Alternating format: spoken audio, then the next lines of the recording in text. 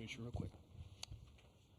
All right, good afternoon and welcome to the 2025 SEC Baseball Tournament Game 13 post-game press conference. I'm joined by the Tennessee Volunteers, represented by head coach Tony Vitello, center fielder Hunter Ensley. In a moment, Coach will give an opening statement, and then we'll take questions for Hunter only, please. Lorna and Olivia have wireless microphones. Please raise your hand and wait to be called on before asking a question. Coach, if you can give us an opening statement. Yeah, poor effort. Not what everybody woke up early for, but also hats off to Vanderbilt. They outplayed us today. A lot of things piled up for us. Again, maybe bad itinerary by me leading into the game, but the guys were energetic going in. The theme early was some ground balls, including the bunt, getting past our guys. We maybe could have been quicker or make a better pitch, but again, Vanderbilt did what they needed to do offensively. We had a couple innings, where we could have done something but did not. Just overall needed to be better in every area. If you can raise your hand and ask Hunter questions, start on the front row on the right. Hunter, Tony's talked to us last few weeks about feeling like the process for this team has been pretty good and maybe just the results haven't followed. Obviously not the result y'all wanted today, but the last 2 days, do you feel like that was kind of just seeing the process lead into good results? Yeah, I thought it was a productive week. Just to be honest with you, I know today was pretty bad. Feel bad for the fans who made the drive down. But yeah, I thought, we could take a lot of good stuff from this weekend and, it'd be good to get off our feet for a couple days and get ready for this weekend. Next for Hunter on the right, third row. Tristan, WTK. What do you take away from this weekend? And besides the loss, what do you take away from your other two games? Yeah, I thought we looked good against Bama on, I think it was Wednesday, and then the fight, against Texas 2 days ago was good for the team. I just thought we showed more fight than we have, the few weekends prior. So definitely gonna, carry that forward with us. On the first row on the left. Ben McKee, 24/7. Hunter, you said it was a productive week. What makes you think and feel that it was a productive week? Yeah, you saw a bunch of guys get back on the mound, and I think Arvidsson looked great this weekend. The first two games, we were swinging it well. Execution was a lot better the first two games. Obviously, it's tough to say that right after this game, but, we won 2 out of 3. So, for a weekend, that's usually, it's a productive week. Third row on the right, first seat. Trevor McGee, the Daily Beacon, over here. Hunter, what made Bowker's pitches so deceiving that first time around, specifically with so much swing and miss stuff? Bowker's the first guy, correct? Yeah, he's got good stuff. He's, 92, 94, a lot of ride and run on his fastball, with a cutter and a slider and a changeup to go with it. He works ahead in the count and locates all 4 pitches, and, he's tough to hit. On the left side, second row. Hunter, Matt Tommy from World Baseball Network. Similar to that question also with Bowker's mechanics, how do you feel like you guys need to make adjustments next week heading into the regionals? We'll kind of just see where we go from there. I'm not sure we'll see Bowker again next weekend, but, if there's a guy similar to that, maybe work above the ball a little bit better and, try and get it done earlier in the count. First row on the left. Hunter, seems like y'all are in good position to host next weekend. What would that mean to you to be able to play a couple more games at Lindsey Nelson? Yeah, it'd be awesome. Obviously love playing in that stadium, but, just to be honest with you, it doesn't really matter to me whether we're home or away. Just looking forward to competing a few more times. All right, last one for Hunter in the center of the room.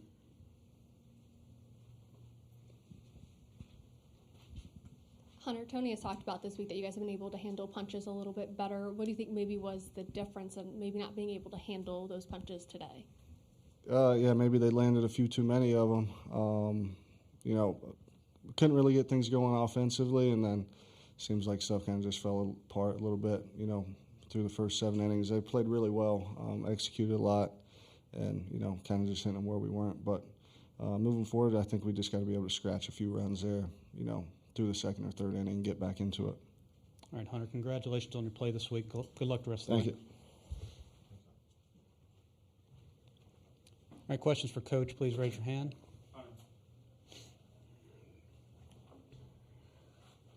Let's start on the left, on the front row. Tony, you mentioned it was a poor effort and maybe some itinerary things that you would like to change. What would those things be if you could do it over, I guess?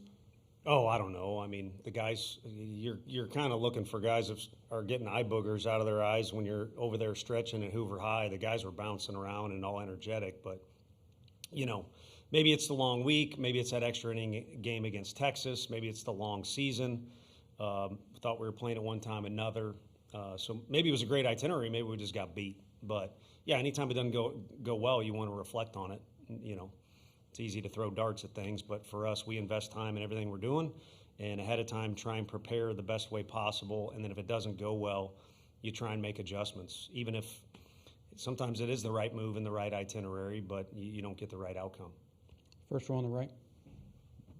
Tony, Ben kind of asked about hosting with Hunter there. Why do you think this team is deserving of a host seed, and what would that mean to have postseason baseball in Knoxville again? Sure. I think it would be phenomenal, for the fans to have another go-around. It was kind of a quirky year where timing of some things and weather of things just wasn't ideal. And then there were some times where we had an opportunity to entertain the fans, which is certainly not the goal, and it did not occur. But they can be an advantage for us, too. We talked in the cages one time where we won a run. I think it was a one-run game. Not easy to say a bunch of times. But they were an edge for us in that one in particular. And they've been that, too, in the past few years. So I think it would be great for them. It would be great for our kids. We're not in control of it, so we'll let those people that are fully qualified sit in the room and diagnose that. But I think the fact we came here and got 2 wins and racked up RPI, I'd assume Texas and Vanderbilt are 1-2 or 1 2 and 3 or 4 in RPI. And Alabama was a swing host team. We were able to beat them. Florida was a swing host team. We were fortunate enough to beat them in the regular season and outlasted them here. So sour taste for everybody today, but Hunter pointed it out very well. The thing this team needs to do when we got a 3-game set is win a series, and we're going to have to earn the right to have another series or 3-game set because a regional is a little bit different animal. And as he said, his kids have played well on the road, but yeah, like to be at Lindsey Nelson Stadium. On the first row on the right. Hey, you've talked about the last few weeks, maybe the process being good, but the results not following. How significant is it for this team to see the results go well this week ahead of next week? I think it was beneficial for some individuals, but also the team to be able to rally behind in the second game, to come out ready after being on the road. We've been on the road for a long time, and it just didn't go well in Game 3 against Arkansas, another really good team. And then, two, just get some high fives going, but also get beat up a little bit so you're not surprised by anything that you see, whether it's a guy that pitches quickly or a guy that's got good ride to his fastball, as Hunter mentioned, or a lefty doing this or that, bunt plays. We do need to continue to get better as a team and prepare for whatever our assignment is, but our guys should feel like they've seen about everything. All right, third row on the left, red. Coach Joe Gaither, Vanderbilt Commodores on SI. Vanderbilt scored 10 runs without an extra base hit. Just what makes their offense so challenging to deal with? The 3 games we played at our place were different. I think, today, again, it was ground balls past us, but Rigdon, slaughtered a ball up the middle, and then after that they were able to accumulate some low-line drives. It's a ballpark where, as Gavin can attest to, again today, he slaughtered that ball even more so, and it got caught. So probably low-line drives and ground balls are going to benefit you, and they adjusted well and did that. So, but they're kind of like every lineup in the SEC. You got a guy in there that you wish didn't exist, like Nelson. You got a great athlete like Rustin, and then everybody kind of did their job. And our guys got off to a good start, just swing and miss pitcher, and needed to do better in that situation. On the right side, third row. Tony, Tristan Thornhill, WTK's Rock Solid Sports. You mentioned earlier in the year against Vandy when they were running on over you that pitchers needed to make some adjustments. A little bit better today, holding guys on and being able to gun some people out, but they were still running on you. What have you seen from your pitchers and maybe Cannon being able to get some guys out on the base pass? Yeah, in their defense, I thought at Arkansas it was much improved and it carried over. I don't know what the numbers say, but the last 3 days it was good. I mean, did they steal after Rustin got the first inning? Yeah, so I mean that one wave off the board. You can look at the video. It rained before the game, so not that had anything to do with the outcome, but it was a little tough going there in the first inning for Cannon. On the left side, third row. Lauren McGill, ESPN Gainesville. Coach, you mentioned after the Texas game that right now this team wasn't so much defending their SEC or national championship title, but pursuing. So what do you want to see from them as you guys continue this road right now to do the same thing? I think to get eager to be better, that there were some things that we needed to be better at. It's not a cop-out or an excuse, but there's some guys still getting comfortable with their positions. And when you get in these high-intensity games where a guy does this early in the count, but this with 2 strikes and guys are moving around, the more reps you get, the more comfortable you get at going to your right and doing this or communicating in this particular situation. So we need to review the areas that maybe we have been poor at more than once and cannot allow that to happen again, but just continue to make steady progress. And if you're fortunate enough, you tally up some more games and there'll be an opportunity to continue to do those things to get better. On the first row on the left. Tony, what are you seeing out of Teagan right now, and what adjustments would you like to see him make before next weekend? Yeah, I think I might have said it to, I said it at some point and then was on the radio yesterday and they said, what's something to look for? And it was exactly what showed up today is lack of conviction to off-speed pitches. And it's a dynamic fastball. It was one that was huge for him in high school ball and had him as a high draft candidate. Fortunately, he came to school. I'm certain he's not afraid to compete, but at the same time, if you were to review today's game, there were a lot of pitches that were not thrown with conviction, majority of them being off-speed pitches. And those guys were too good in the box either to, if it was over the plate, to make them pay, or a lot of times we were just behind in the count. So ultimately, need to be ahead in the count like every pitcher.